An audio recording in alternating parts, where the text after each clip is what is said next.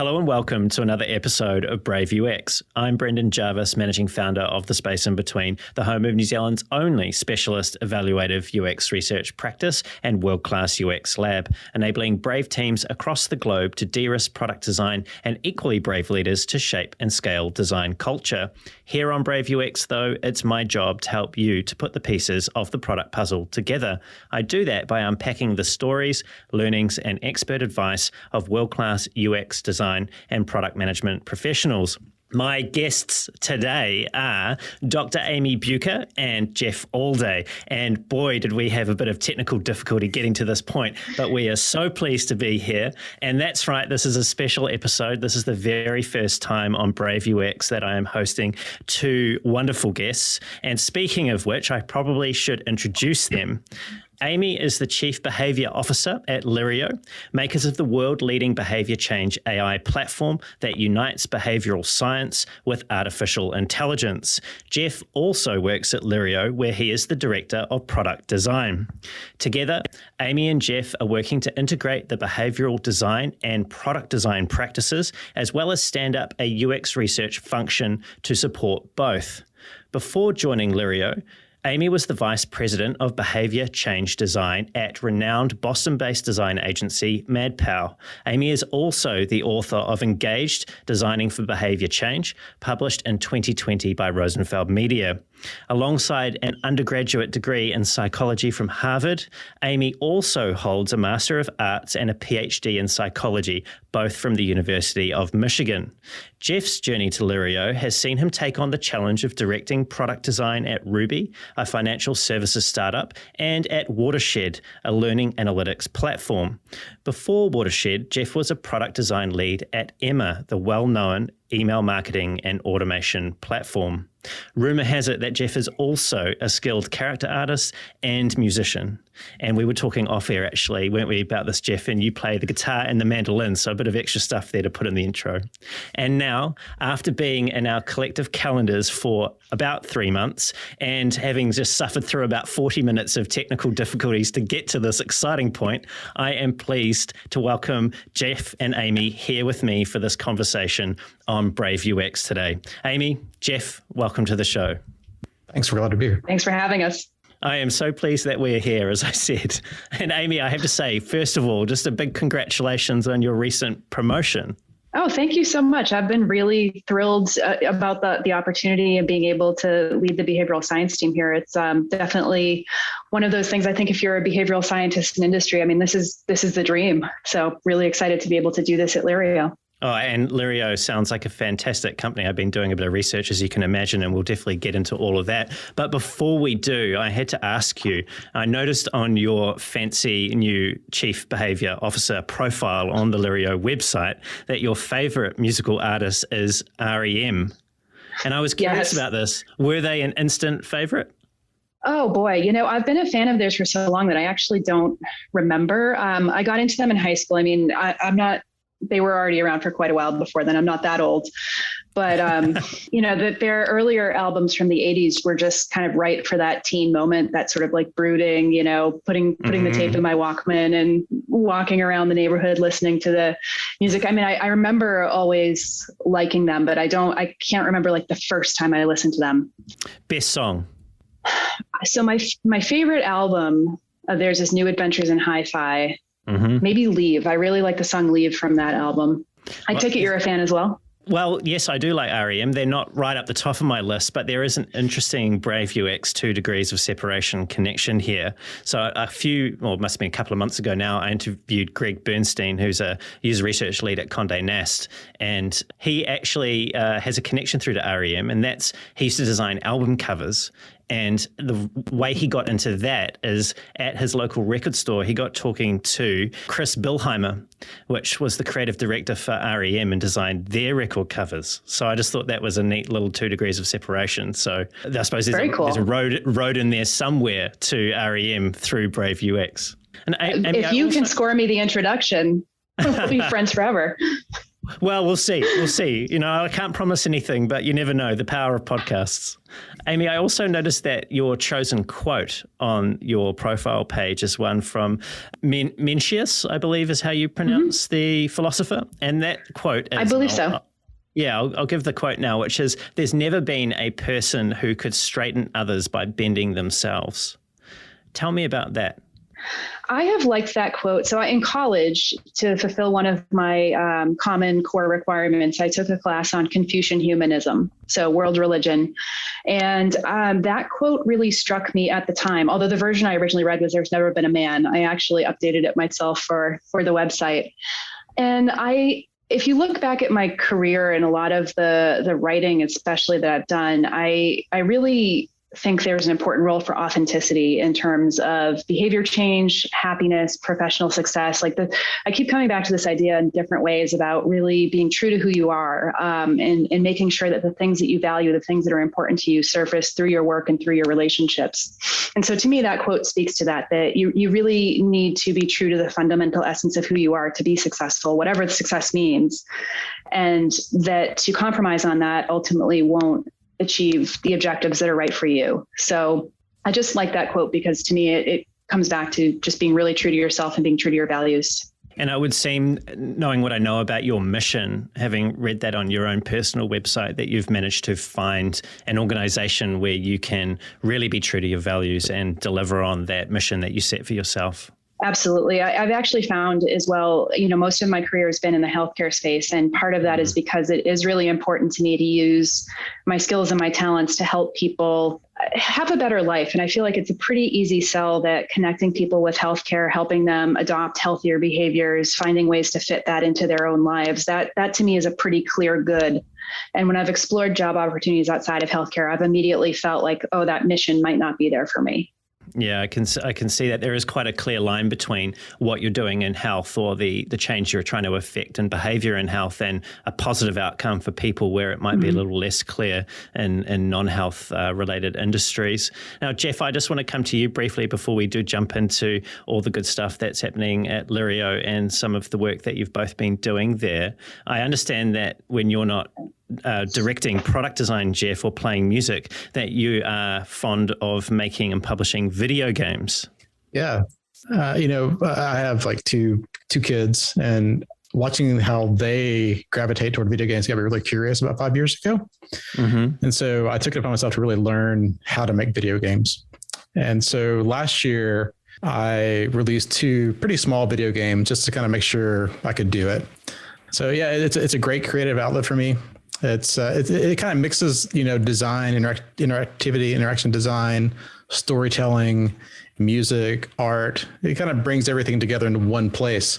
So it's just a lot of fun to kind of use that as an outlet for myself. Yeah, I actually watched a playthrough of one of the games that you've released, and it's called The Interview. Now, I don't want to give away too much myself, but could you just give us a bit of insight into what The Interview's about? Sure. So it's really a way to poke fun at traditional corporate job interviews. And it's about interviewing in a place that you don't want to work. Is it based on some sort of bad experience that you've had in the past? There are a few things in there that are based off of, either stories I've heard other people tell or those I've experienced myself. I love the corporate posters that are in the game. I'm just going to call out a few here for people. Yeah. So one says, "Do your job without passion or not at all." There's another one in there that says, "In the end, you can only blame yourself." And my favorite one was a twist on "always be closing," which I think you drop the C and it says "always be losing." So I just thought that really appealed to my sense of humor anyway. What is it? It's a bit of a horror game though, isn't it? Like it's actually quite dark. It's a bit twisted. What is it about the expression through horror or making an interactive horror game that you particularly enjoy? I think what I really enjoyed watching was just watching a lot of those playthroughs, and there were a lot of them. Probably 200 or 300 people have put videos out there of that game, and watching those moments where I tried to design a kind of a spooky moment or a scary moment, and they reacted as I expected them to. So as I think there's an interesting parallel between that and UX, right? You try to design these moments intentionally to get someone or help someone do something. very similar, right? And so I think those moments for me are really very satisfying. There's a whole like community out there that creates these really small horror kind of spooky games, and so there's a big pool to do research from, frankly. So another reason me putting that game out there, and I spent 2 months building it. I wanted to get that out there and do research, and I'm really big on like putting something out there from a prototype standpoint and getting feedback on it. And that was an expression of that too. One of the funniest moments I saw in the playthrough is when the player pressed the button on the wall to sort of initiate the experience after you're in that opening scene, and didn't realize that they were staring at blackness because they were still facing the wall after they descended. Yeah. And it went on for about 10, 15 seconds, and as if they were waiting for something to happen, and then they realized that they just needed to turn around, which again, I suppose is the beauty of putting a product out there. You realize all the weird and wonderful ways that people are going to use it differently to perhaps what you'd actually intended. So now, Amy, I read on your profile that you love reading fiction, especially thrillers and horror stories, apparently. Have you played The Interview? I haven't, although listening to you talk, like that's on my list to do today, especially because I'm traveling, right? So I have nothing to do tonight except play The Interview. Do it. It's good. It won't take you very long, will it, Geoff? It's not particularly long. It's short. Yeah. Oh, good. So let's talk about designing for behavior change. I understand that what we're talking about here in very layman's terms is the application of behavioral psychology to the design process. But what does it actually mean? Aren't all design efforts at their core trying to purposely affect the behavior of the people that they're for? Yes, I think so. I've used a metaphor in the past talking about designing for behavior change of a pair of sunglasses, where a behavioral designer is doing many of the same activities, maybe all the same activities of other sorts of designers, because there's no one behavioral design skill set. I've worked with behavioral designers who are primarily content designers, who are primarily interaction designers. But what we are doing is we're deliberately using frameworks and theories from behavioral science. So our process starts by identifying what we call target behaviors, the things that we want people to do differently as a result of interacting with the thing that we design. And our term for that would be an intervention. And then we seek to understand the barriers that people experience with respect to those target behaviors. What are the things that make it hard for people to do? What gets in the way? And as well as what makes it easier? Are there things in the environment or in their mental models about this behavior that make them more likely to take action? Because we want to capitalize on the things that work. And once we understand that, many behavior science frameworks will actually provide a solution set. So whatever you find in the research, there's typically some evidence base that says, okay, well, now try these sorts of solutions in order to get people to do that behavior. And so it's really following that process, going back to the literature to make sure that we're bringing in the evidence in the way we design. Or, one of the things that we also do find sometimes is there isn't always a strong evidence base. And that's where we do try to do our own primary research, where we work with user experience researchers to try to generate that evidence base ourselves, as well as I think we all know that the context that we're in really matters. So if I'm looking at research around a behavior of getting a colonoscopy or having a vaccination from, let's say, 5 years ago, that might be very different than now because we're in the middle of a global pandemic, and that's really affecting the way people experience their healthcare. So sometimes there's also value in generating our own research just because of changing times, changing contexts, just knowing that people are different across different parts of their life. So, but generally, it's really going back and pulling in those established theories, frameworks, and evidence bases that I think distinguishes a behavioral designer from other sorts of designers. And I want to come to a model that I know you're particularly fond of, which is the COM-B model, in a minute. But before we do that, I wanted to suggest that this doesn't sound like the type of design that's done inside of a 2-week sprint. Yes and no. Well, not. Jeff's laughing. We do too. Let's go to Geoff. Geoff, what's on your mind? It's more of a what we're doing at Lirio is unique, and really, we work in program increments typically. So from our process standpoint, and so for 8 weeks, we do work, 4 2-week sprints, and that includes the behavior designers and the behavior scientists, and they also work in that program increment framework. They lay out the work that they're going to do over that 8 weeks. And yes, it does break down to 2-week sprints, but I think it kind of spans beyond 2 weeks, depending on what they're working on. So that it sounds like they're working within the structure, but they might have a broader cadence than just trying to fit specific design work into 2 weeks? Yeah. So like, for example, on a typical behavioral design project for us, the behavioral designers, we start by doing some initial discovery where we frame up the target behaviors. And then we create what we call a strategy matrix, where we are writing down all of the barriers, all of the facilitators that we found with respect to that behavior. So we're looking at the literature, we're potentially doing some of our own primary research. And already here, it may or may not fit that 2 weeks. So if it's a behavior that is fairly straightforward, or we have a lot of experience designing, like we do a lot of work with preventative screenings. And so the behavioral design team here really understands how to very quickly understand what's going on with a particular type of preventative screening. We might be able to actually generate that entire strategy matrix, and it would tell us which solutions to build into our libraries and so forth. We could do that within a single sprint. However, a lot of the projects that we're working on are larger than that, or it might be a new behavior that we haven't really had a lot of experience designing around, or even something like coronavirus vaccination, right there. That was a very new behavior when it rolled out a year ago. And so in those cases, the design challenge may take a little bit longer. I was curious to know whether or not there are certain design challenges that are more appropriate for behavioral design than others. You know, are there any particular areas of design where you wouldn't look to apply this particular way or of approaching how to change someone's behavior? There's a slide that I show sometimes that is just, it's like a 2x2. And I basically look at the complexity of the behavior, how embedded in context it is, from kind of light to very embedded. And I think that at the lower end of that range, it's kind of overkill to use a full behavioral design process. And so that might be things like clicking on a link. And this actually gets to your question earlier, like, don't all designers try to change behavior? Because that's a great example of, yes, anybody who's designing a web page with a call to action wants people to take the behavior of clicking on that call to action. But to sit down and like bring in a psychological framework to design a web page, like, you know, an e-commerce site, perhaps, that's fairly straightforward and simple and has a limited number of products, I wouldn't recommend that you use that full behavioral design process. We already know so much from best practices in UX, and, you know, we can do that with less firepower. But something like transitions of care. So if it's a big healthcare metric in the United States to avoid being readmitted to the hospital within 30 days of having a procedure. So healthcare systems providers are really focused on keeping patients healthy enough to stay out of the hospital for at least 30 days after they've had a surgery. That can be a really complex problem to solve. And that's a place where I'd say, absolutely, you want to bring behavioral design to bear, even though there are also many best practices around things like keeping patients adherent to their medication schedules or physical therapy or other things that they're prescribed. Really thinking about that whole set of behaviors in context could benefit from having those professionals focus on it.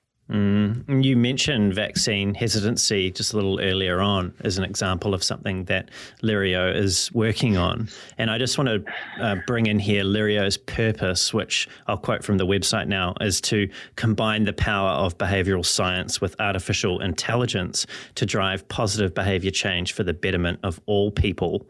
And as I mentioned, you're trying to tackle this challenge of how do you help people to become more motivated to have the vaccine if they're feeling hesitant about it. And the company itself has stated that the biggest roadblock to achieving widespread vaccination isn't distribution or other logistics, it's vaccine hesitancy. And I think we've seen worldwide, and in particular in the US, that this isn't a small issue, and it's got wide-ranging repercussions for other people, even those that are vaccinated, if we have a population that is struggling to reach that 90% or whatever the threshold is that's desirable. What is the Lirio Vaccination Solution, and how is it seeking to solve this problem? Yeah, so we have a product called Precision Nudging, and it is essentially artificial intelligence powered messaging that is designed around the barriers that people experience toward a behavior. Our artificial intelligence is able to understand something about the people that it's messaging and select the right message based on what it understands about that person. And then it uses a reinforcement learning algorithm, so it actually gets smarter over time based on whether or not somebody responds to that initial message. So if you look at our engagement data, you can see that the agent just gets better and better over time at delivering the right message to each individual. So with the COVID vaccination solution that we built, we similarly to our approach across all of our solutions, really looked at the barriers that stop people from getting vaccinated. And we built the solution right when vaccines were first becoming available. So one of the really interesting things about it is that as the situation has changed, we've actually updated this program, I believe twice, as well as developed a new library for the additional shots, whether it's a booster shot or another in the primary series for an immunocompromised person. And that was interesting because that third shot has a different set of barriers from the first two. But what we find in doing that research, and I don't think this will surprise anybody who's paying attention, there's a real mix of barriers that people experience. And some of them are definitely overcomeable. There are people, especially in the beginning when vaccination was new and they were relatively difficult to get, who were really just, concerned about availability. They weren't sure how to manage it logistically. They might have concern about side effects, wanting to wait and see how others responded to the vaccine. And then, of course, there is a whole group of barriers that are related to a mental model that doesn't accommodate this. You have a political aversion or that sort of feeling, which is a much more difficult set of barriers to overcome, certainly. But particularly with that group of people who are more, I'm not sure how to get it. I'm on the fence. I could be persuaded. Like that's where we can really make a difference. Geoff, from a product design point of view, where did you get started? Like, how do you, with something so important, like such an important critical issue, that the product actually makes a positive difference? Where did you get started with the product design of this? Sure. So really, once, Amy's team is, once they start developing a solution, I tend to get involved pretty much at the beginning to really understand contextually where they're going and to understand those behaviors that she described, understand who the audience is that we're trying to reach. Typically, it varies depending on who our clients are. I try to understand the communication channels we're using. Vaccination is available via both email and text message. And so, while Amy's team is creating content, both text-based content and image-based content, which is interesting about Lirio, Lirio also creates custom images for each of those behaviors as well and pairs them up with the textual-based content. I take those ingredients, so to speak, from a design standpoint and really try to map out that journey visually pretty quickly so that everyone involved in that journey is aligned and understands what that journey is going to look like depending on which channel we're using to communicate with. And so, and that's a mixture of email message mockups, text message mockups. We use a number of landing pages or web pages as well in these journeys to support them, depending on what the behavior is. It could be a scheduling behavior. It could be what we call a commit behavior. I think there's a number of these things that we produce and then use in the journey. And so, I create those along the way so that, again, we have a central visual, so to speak, of what that journey looks like from start to finish. And that it helps serve, a lot of different purposes, right? It helps that team understand kind of what it's going to feel like, helps our clients see what their patients are going to experience. It helps us in our QA process when we're actually building this out and deploying it to test these solutions, which we do thorough testing with before we start to send a single message to a patient. It really just kind of helps paint that whole picture. And so as far as the solutions are concerned, the product design really kind of fits in that piece. We recently, to Amy's point earlier, we've started doing more definitive user research as well. So we're actually talking to patients, and understanding their barriers more directly than just looking at academic or, research papers and those types of things, or in addition to talking to the actual clients of ours, the health systems, the providers of these health services. So we're adding this third component of actual true user research, which is really exciting. So that's already proving to be extremally helpful in the development of these solutions. Yeah. Is it unfair to say that the behavioural science research that I don't want to sound unfair here, Amy, but that's almost comes down from the ivory tower. And again, I'm being intentionally provocative here. Is then translated when it gets to sort of when Geoff gets his hand on it and his team gets their hands on it into something that is then tangible for the business clients, users, patients, people to actually understand how what you've discovered and uncovered about them then is translated into something that can affect change through a digital product. No, I think that is fair, actually. And I don't know if you noticed this week, but there was a new study that was published. Katie Milkman and I want to say 37 other behavioral scientists collaborated on a mega study of nudges for flu vaccination in partnership with Walmart Pharmacy. And of course, we immediately pay attention to something like that. That's the sort of evidence base that we like to use in building our programs. And in reflecting on it, we see a lot in common with what our COVID vaccination data shows, the types of nudges or behavioral science approaches that seem to work. There's quite a few in common. And there are some that are different too, but and first of all, I will say that study, they did produce something tangible. They did a text messaging campaign over the course of a week that touched almost 700,000 people. So that's something, quite tangible. But we're tangible. Translating that type of evidence into something that's a little bit different. And one of the things that I really believe is that we are also generating an evidence base of our own that works in tandem with that sort of research. I mean, they're doing things in a very controlled fashion. It's for purposes of research. They're able to do it immediately at this large scale because of the partnership with Walmart. We're working in a smaller, scrappier capacity in some senses. And our goal, we do research, and we do have, IRB approved research studies that we hope will ultimately result in publications and more of that traditional contribution to the literature. But with the COVID solution in particular, our primary goal was to get it out into the market and help people get vaccinated.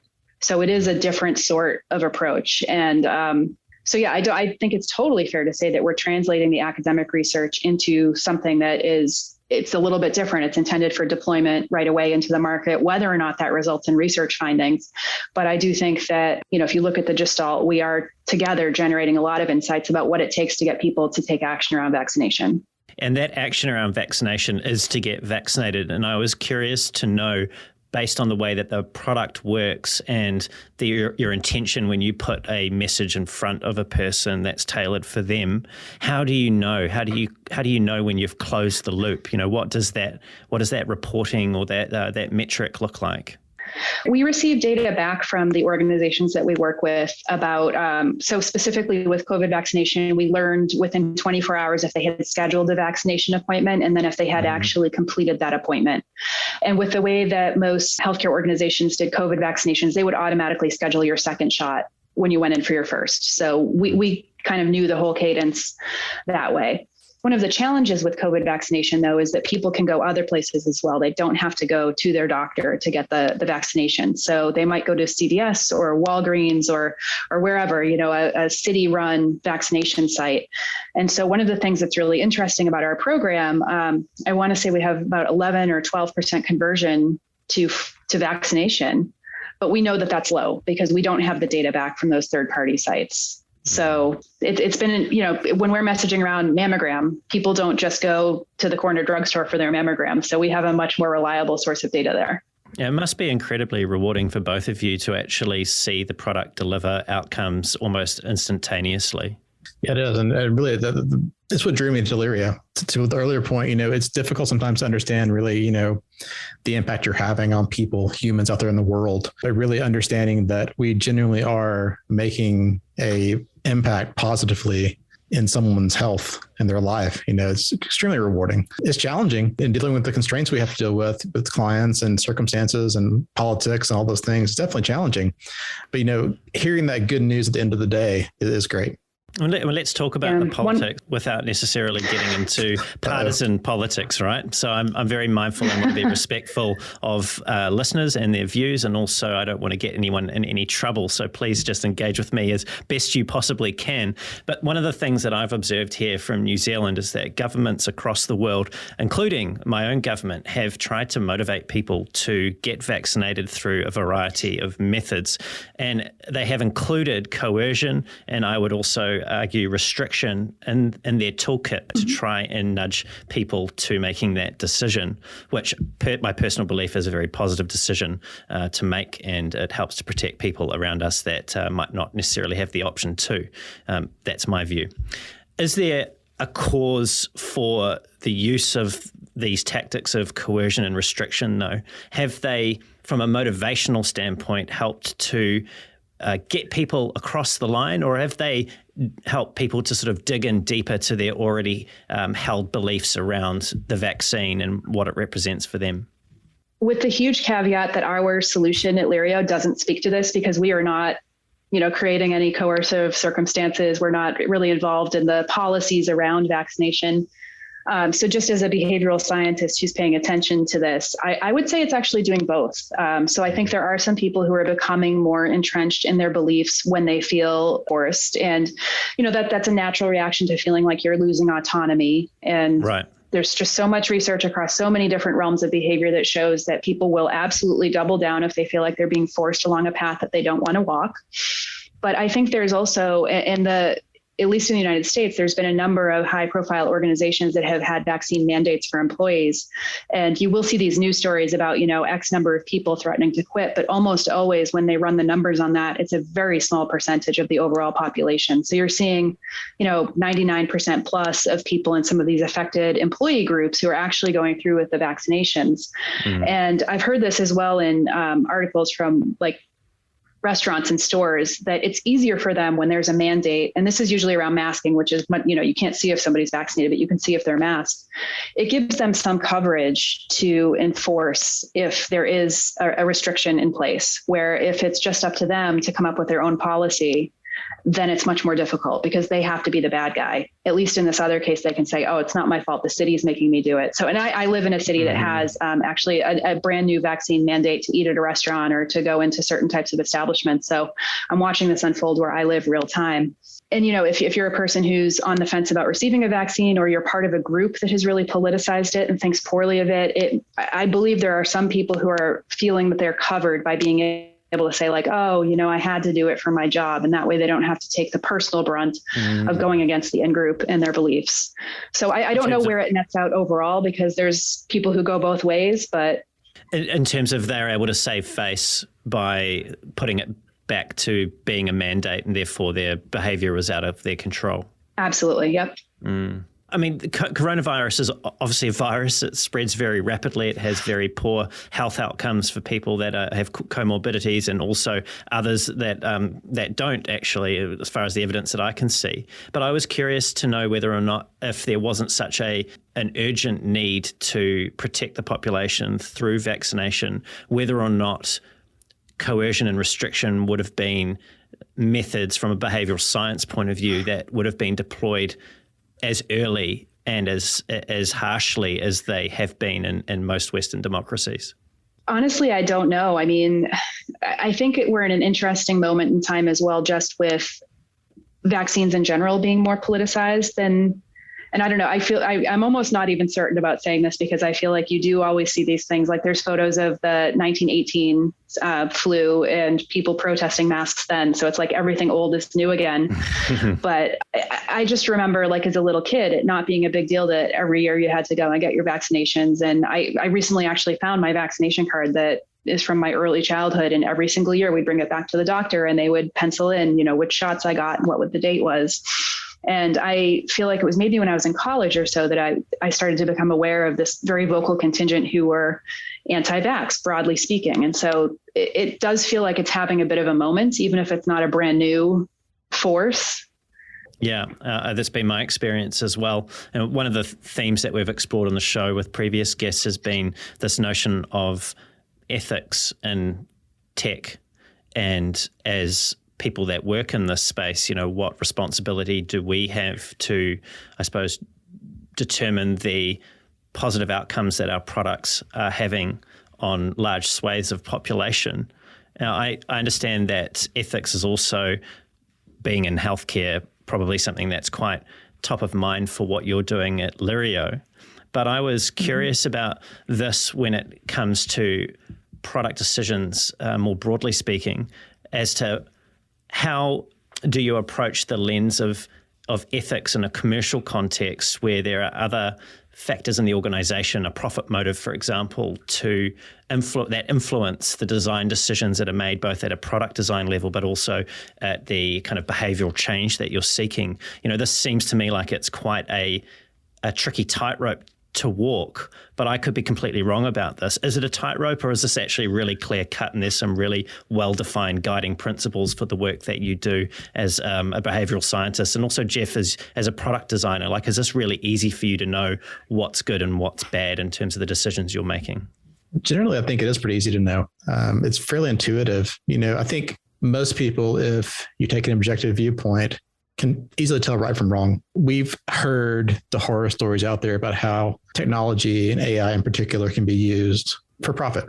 How do we make more money? And I'm proud to say that really we don't take that stance here. Really, we're looking at how can we positively get someone to go get a screening or go get a vaccination or do something, take a step toward having a better quality of life with their health. Some of the content we create may seem different than typical marketing content, which is something we have to, work with our clients a lot on. It's not as, I think if you could look at a lot of websites out there in the world, you're going to read the same thing, but for a different person, right? Different companies say the same thing on their websites. They may slightly change it a little bit, right? The colors may be different, the brand may be different, but generally they're saying the same types of things if they offer the same types of services. And so really our content looks different than that. And, it is geared toward getting someone to take an action, taking the next best action for them toward a better health.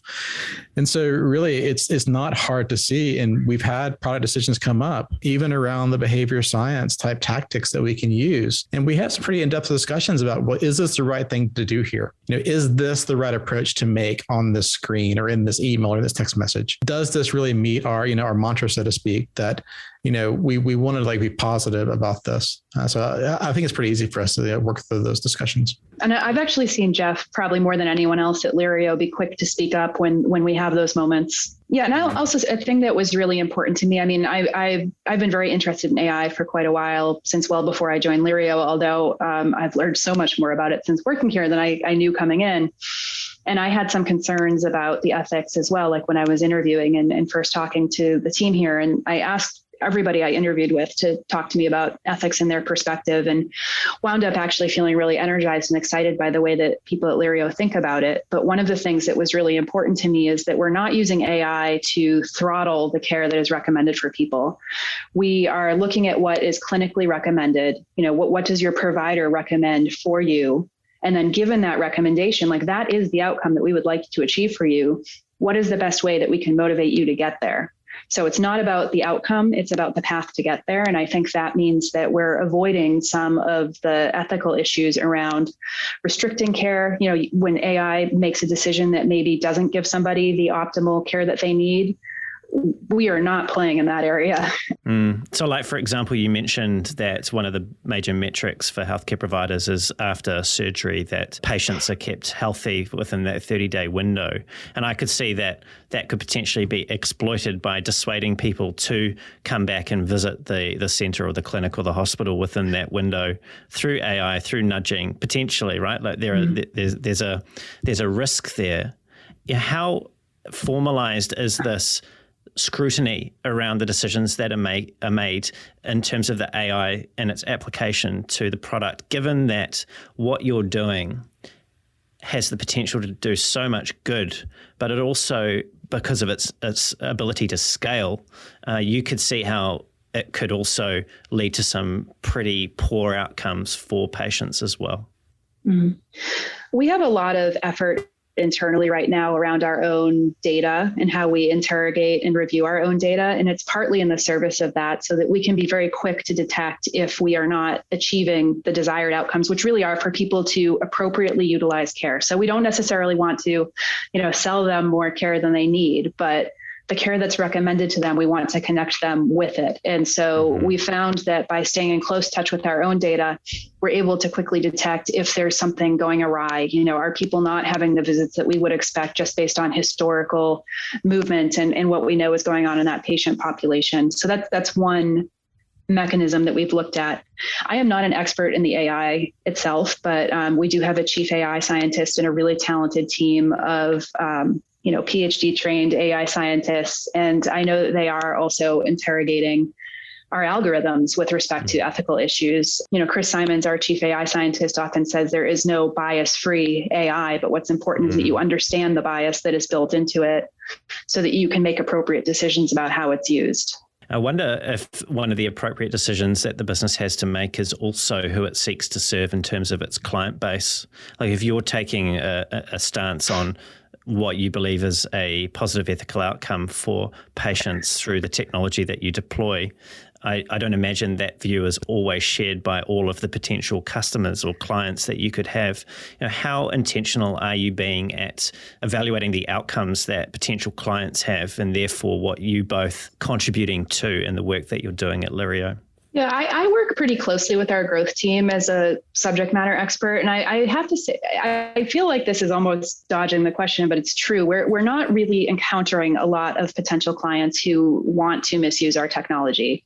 I think we're at a stage right now where the people who have heard about us, who are interested in what we do, generally share our objectives to get that appropriate utilization of care. So it's primarily provider systems, and they really are looking to improve their health outcomes among their members, among their patient population. So I'm sure that we have at times encountered organizations that don't share our mission, and I'm sure we will again, but for the most part, it does seem like we are primarily talking to organizations that we feel really good about working with. I remember watching something of you, Amy, speaking about your time at MadPow and how that it was only a handful of potential clients at the agency that you had to say no to because there just wasn't a good fit. So it's great to hear that same lens is being applied here. Just before we move off ethics and jump into the practices that you and Geoff are both building and trying to integrate, I just wanted to ask one further question on ethics, which was, when it comes to the application of ethics in academia, and not being an academic, I can't speak from firsthand experience here, but it seems to me that it's a lot more stringent, particularly in healthcare. You have separate boards that oversee some of the decisions that are made around trials, around the technology, whether it's medical or pharmaceutical. There's often many hoops to jump through before something can be released into the marketplace, probably for some quite good reasons. But when you think more broadly about the technology that most people in tech are working on, whether they're working for a large technology company or even a small startup, there doesn't seem to be any guiding set of principles or ethics or external bodies or necessarily any regulation that is applied to some of the decisions that we're making, which, as we've seen, can have some quite wide-ranging consequences for some pretty important institutions, including our democracies. What is it, if anything, that either of you personally believe would be beneficial to product design more broadly, that you could borrow from the rigor and the approach that you've seen applied through academia, but also in the healthcare space that you operate in?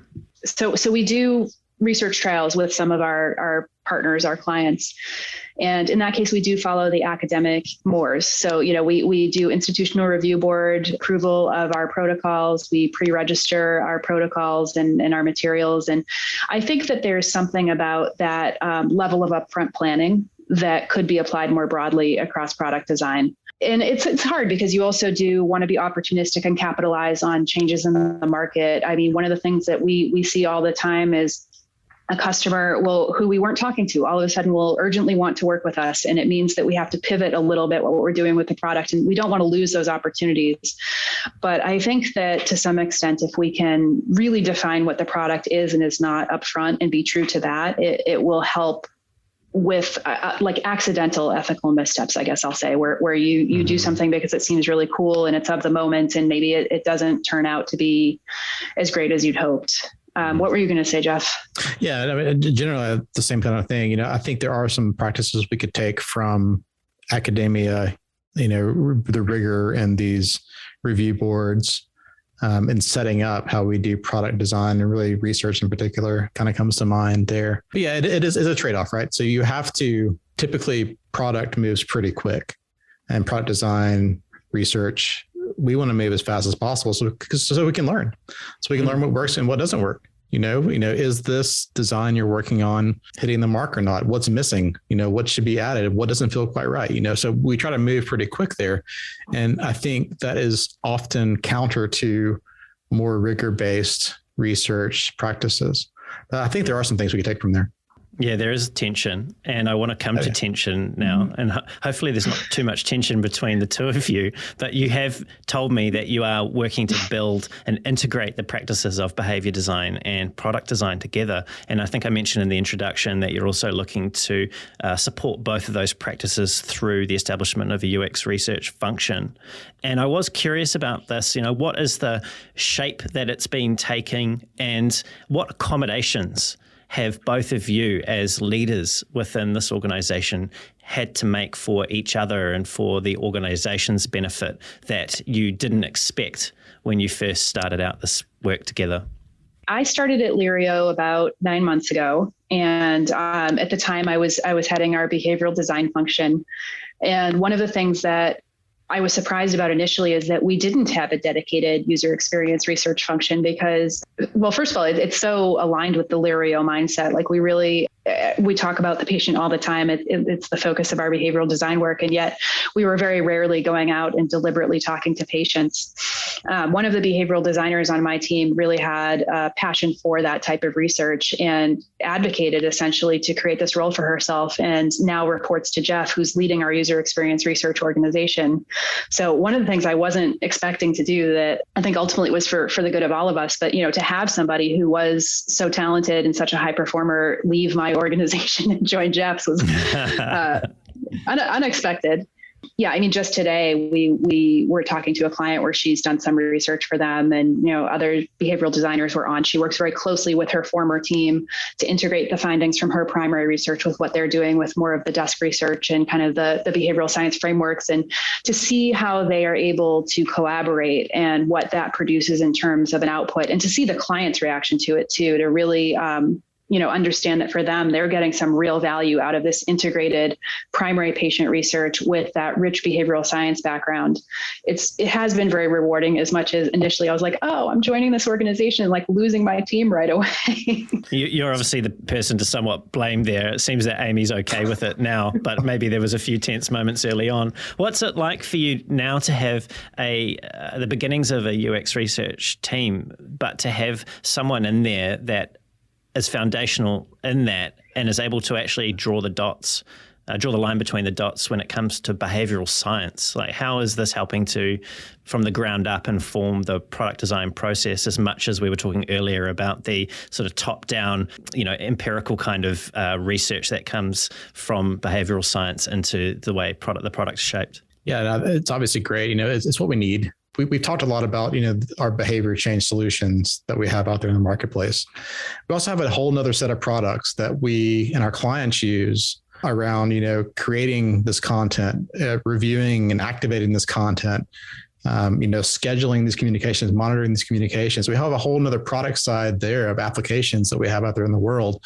And so really, it's great that we have someone that can really do that patient-centered research, understand the patients at a one-to-one level, that help augment our understanding that's coming from our clients and coming from the literature. And at the same time, be able to actually go understand, once we put those solutions out there, are they working? Are they resonating with people? Where are the gaps? And really that helps feed into the product design process that we have and the product management process we have around prioritization. It helps, obviously, on Amy's side of things, help understand the solutions and the iterations we need to do on the solutions to change those things. And so really, it's a unique role that, we have someone that can really have a broad understanding of patients and what we're doing for patients, which is really cool.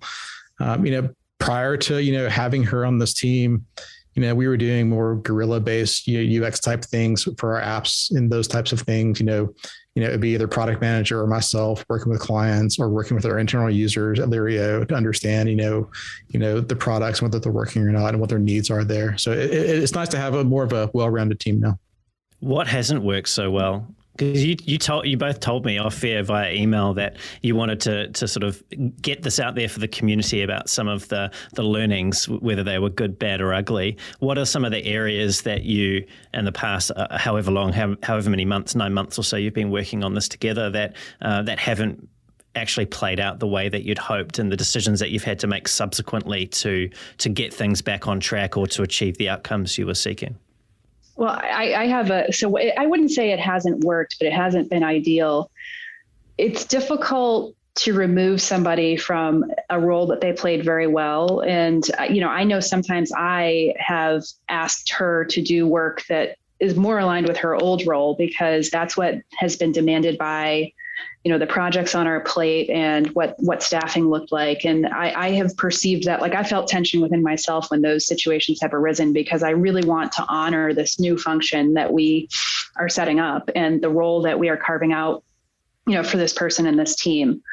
But at the same time, to your point earlier, it's so tempting when you have somebody who is excellent at the other job as well, who can step back into those behavioral design shoes if needed to pitch in on a project or answer a client request. We're working really hard to get some more discipline around that. One of the things that I'm really excited about is that we've actually outlined kind of 2 buckets of research for user experience research. One that is more, general insights that we can use for product development, thinking about our future directions, and another that is project specific. So as my team is working on building out a new solution for a new client, we do have some capacity to work with user experience research to inform that. So hopefully having that more formal set of research activities will reduce some of the messiness that at least I've experienced in the role transition where I'm, I know sometimes it's me, I'm not observing the new role the way that I should be. Have you been going over Geoff's head, Amy? I try not to too much. No. I think it's a great collaboration. I really do. 3 things come to mind around how do we, things we encountered along the way. The first was just education. Behavioral designers understanding what product design is and vice versa. Really understanding each other's domains, where the strengths are, where we can help each other comes to mind. And 2, educating the business. Teaching the business about what user research really means. What does that look like? How do you execute that? How much does it cost? What are the expectations you set there? How do you get budget, right? All of those things come up, right? And again, this is a new function that we've rolled out. So there's a lot of that. And the third, I think I forgot the third actually, but I think there was a third. Let's come to budget. Where are you pulling the budget from? Is this something, Amy, that sits under your budget, or is this something that comes from product, or, how have you managed to stand the function up and fund it so that it can be successful? Yeah. So to the point I made earlier about the 2 buckets of research, that some of it is coming from my budget, the product supportive research comes from my budget, and then the product budget supports the more general insights. And then in terms of how we structure our budget as a company, we didn't have to worry about it in terms of the headcount because we call it the factory, our product organization, the doers. So there was no need to move that cost center. So speaking about headcount, is this an area that you are actively growing? Where to next? What does this next 6 to 9 to 12 months look like for UX research? Yeah, so I think there's definitely some growth opportunity there. Really depends on scale, and volume of research. We already have more things that we want to research than we have people that can do it. It's not an uncommon problem out there. I'm sure people have heard that before. Yeah, I think it's an area of growth, along with, just probably some more product designers at some point in the near future as well. I think there's a lot of ambitious plans that we have, and I think we'll need more people to support those. Oh, I was going to say on the behavioral science team, we're expecting that we'll need some more content designers, some more behavioral designers over the course of the next 6 to 9 months. So, to Geoff's point, we have more than enough work and very ambitious plans. So excited to grow.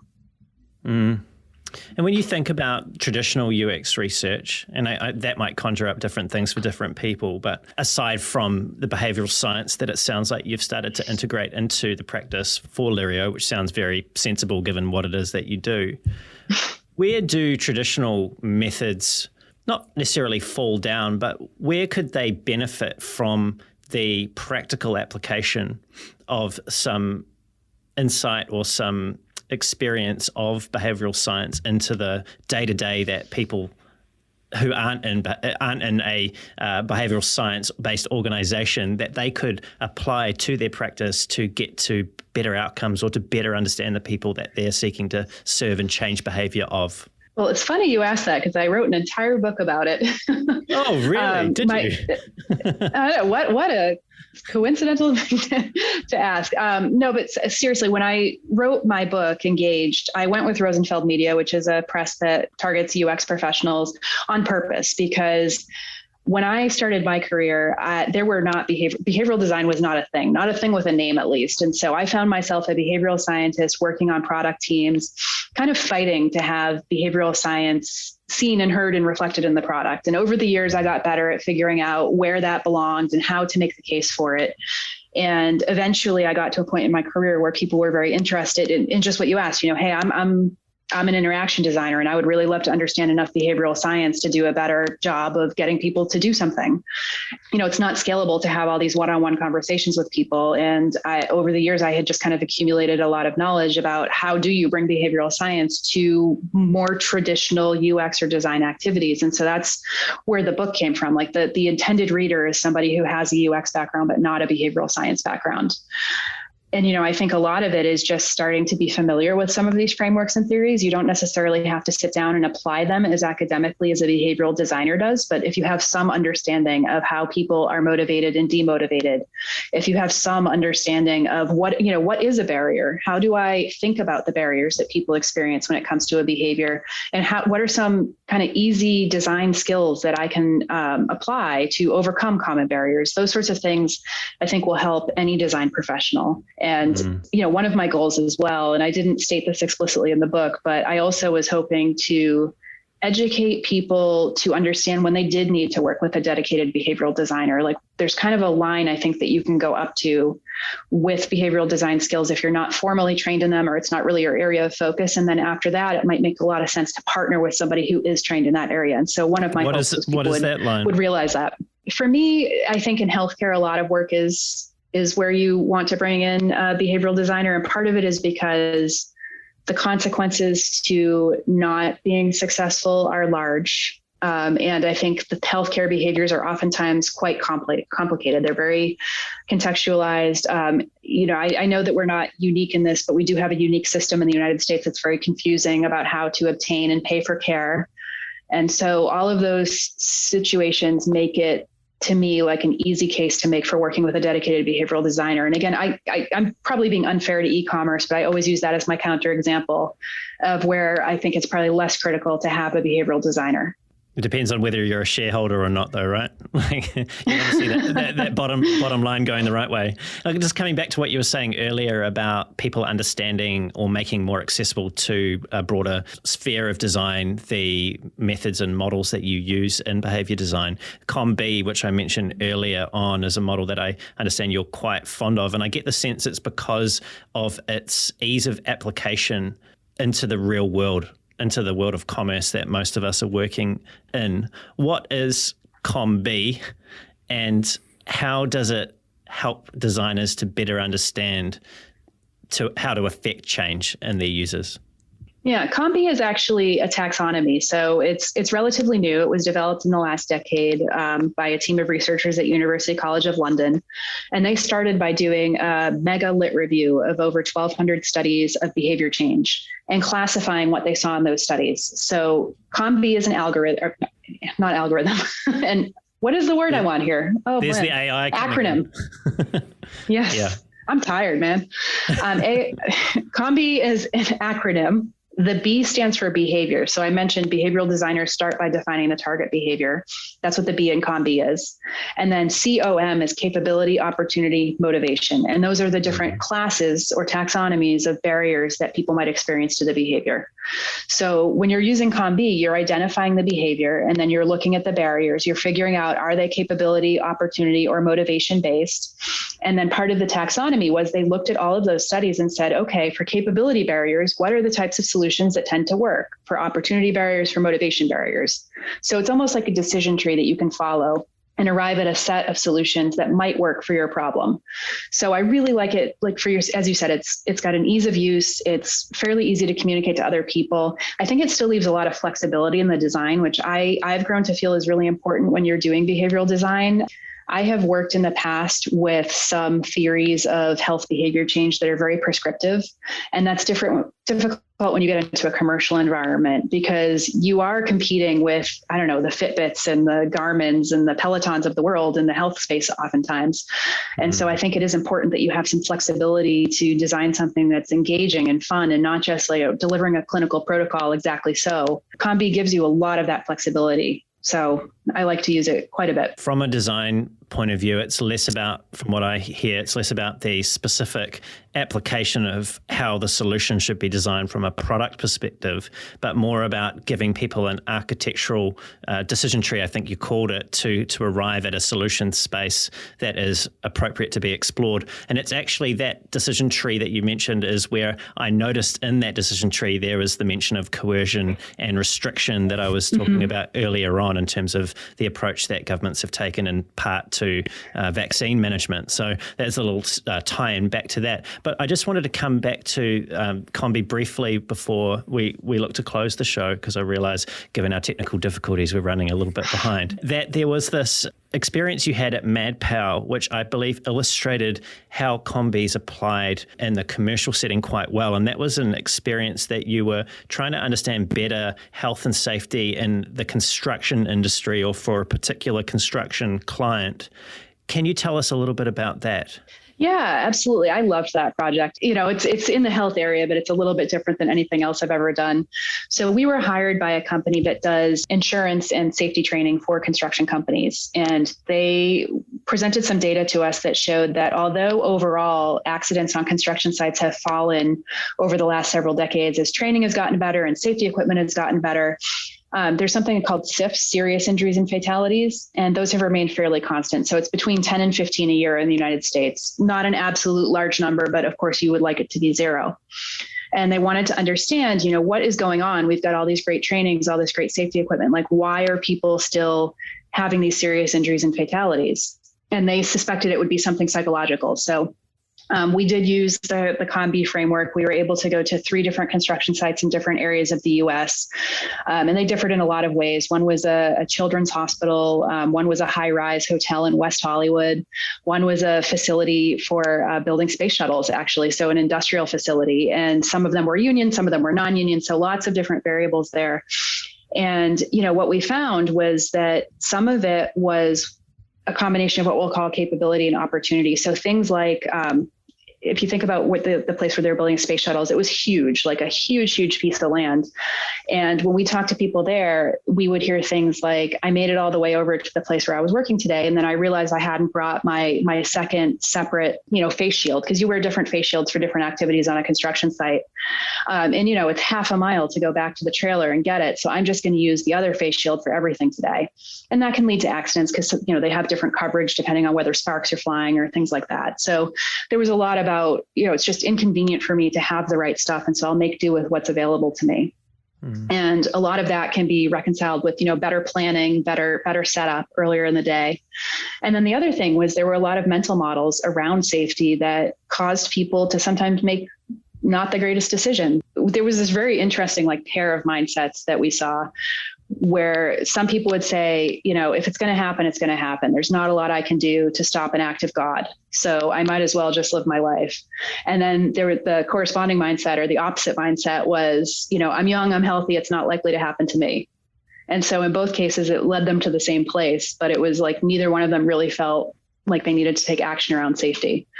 So that one's a little bit more difficult. And what we found in our research was that what seemed to overcome that was either witnessing an accident, which not ideal. We don't want to recommend that as an intervention, or for hearing stories from people who had either experienced or witnessed an accident. And there were a couple of old timers that we spoke to who had seen some things in their careers, and they really played a role as evangelists to help other guys and I say guys because it was all guys, understand why it was so important to take these precautions, even if most of the time they were okay. We might be getting a little bit outside the scope here of behavioral design, but I was curious about belief, which you spoke about just a second ago there. People didn't believe that it was applicable to them because of their age, or that there was something external to them in terms of an act of God that they had no control over, which seems to me, from what you were saying earlier around autonomy being important and people actually being motivated to do different things.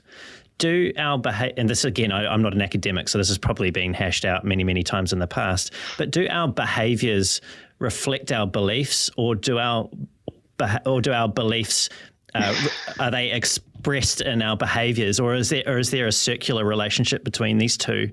Like, how do you actually unpick and change someone's mindset when it comes to safety on a construction site or hesitancy on a vaccine if they have a belief that is sort of more fundamental than, just changing what they do on a digital product from being one thing to another. Yeah. And I mean, you're right. There's just something people have talked about a lot, but I don't think there is a single right answer. And I think it depends on how much they need to reconcile their behaviors and their beliefs. But I have seen some examples where you can reframe things for somebody. And in general, it is easier, to create that alignment if you can point people to things that are really fundamental values. And so in my career, when I've designed digital products in particular, especially where, now we have natural language processing and things where we might be able to tell what people are saying in their own words. But back in the day, we just had multiple choice, and we would ask people in some of our programs, like, what do you value most? Like, what drives you? And give them a multiple choice set of options. But those are based on psychological research around core values, because you do find, pretty consistently across cultures, there's things that people value, family, community, work. And so if you can get people to think of those things and reframe whatever the behavior is, sometimes you can get them to change the behavior.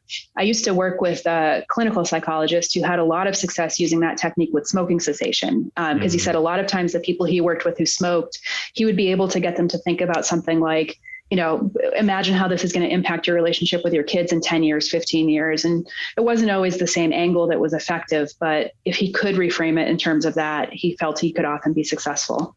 I feel like I've heard you say in the past, it's because once we become conscious that our behaviors are out of alignment with our beliefs as a species, we actually can't deal with that. So it actually encourages us to make a change. Yeah. So this cognitive dissonance, and it's very uncomfortable for people. But the hard part is, if someone can write the new story so that they can have both, if I can figure out a new way to explain why these beliefs and these behaviors are consistent, then I can make the cognitive dissonance go away. So the challenge for behavioral designers or for anyone who's trying to intervene is to make that more difficult, to really, try to rewrite that story so that the values and the behaviors truly are congruent. Well, I better bring things down to a close, and I thought we'd start with Geoff for my final question and then go on to you, Amy, as well to follow on. And that's for design leaders who are out there that want to better integrate their practices with one another or other aspects of the organisation, whether that's product or engineering.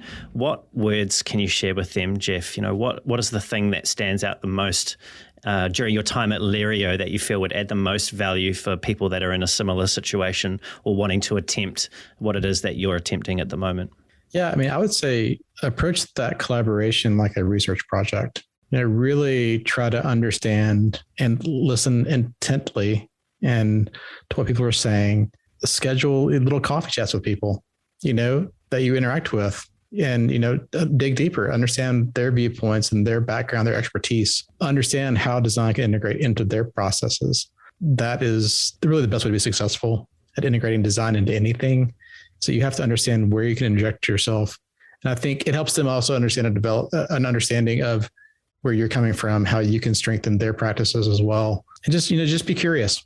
Ultimately, that's what it comes down to for me is that, you have to really genuinely want to understand another person and really what's important to them. And a lot of that's, personal, a lot of that's work related. I think just getting to know people in that way can help a lot. And Amy, what would you like to share with people?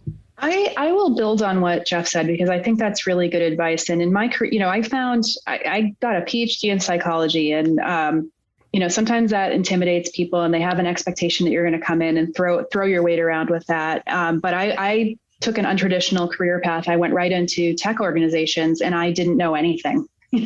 I really had a lot to learn, and by necessity, I had to make myself humble and ask questions and have that curiosity. I wasn't going to succeed if I didn't do that. And I found that even at times where I do feel more confident, maintaining that humility and asking the questions is really important. But the fact is, as confident as I may feel from time to time, I still have so much to learn. And I've really experienced that at Lirio. I'm working alongside so many smart, talented people who are doing work that, I'm eager to understand in more detail. And one of the things that has been really gratifying about being here is, first of all, everyone is very patient with the questions. We're, I think, as a culture, really excited to share what we know and to help each other out. And so I've found that there's a lot of tolerance for even, some very beginner questions that I've had to ask. But on the flip side, I've also felt like my expertise is really appreciated. And so it's very gratifying to know that, I can be teacher and I can be student all in the course of the same day, and it all adds into the same better outcome. So, I think that's been a really important part of being effective. And where I've seen people struggle in our culture, it's often people who do want to try to go it alone a little bit more. Like it's really part of our magic here that we collaborate closely together. We're quite an integrated team. I love it. Stay hungry, stay humble, and keep seeking to understand. That's a brilliant note for us to end on. Amy and Geoff, it's been great to talk to you about how you're integrating product design and behavioural design at Lirio. Thank you for sharing your stories and your insights with me today. Thank you. Thank you. Amy, if people want to find out more about you and what you're up to, what's the best way for them to do that? I have a website, amybphd.com. I'm also on Twitter at the same name. And then the Lirio website, I have a little page there now that I'm Chief Behavioral Officer. It's a great page. And Geoff, what about you? Yeah, I have a website as well. It's geoffalday.com. If you're interested in the game stuff, I'm on Twitter at Geoff A. So that's the normal places. Perfect. Thanks, Amy. Thanks, Geoff. And to everyone that's tuned in, it's been great having you here as well. Everything we've covered will be in the show notes, including where you can find Amy, Geoff, Lirio, and all the good stuff that we've spoken about. If you enjoyed the show and you want to hear more great conversations like this with world-class leaders in UX design and product management, don't forget to subscribe to the show and pass the show along to someone if you feel that they would get value from these sorts of in-depth conversations. If you want to reach out to me, you can find my profile at the bottom of the show notes on YouTube and also on the podcast platforms, or you can just head on to LinkedIn and type in Brendan Jarvis and you'll find me. That's Jarvis, like the Jarvis on Iron Man, or you can head on over to thespaceinbetween.co.nz. That's thespaceinbetween.co.nz. And until next time, keep being brave.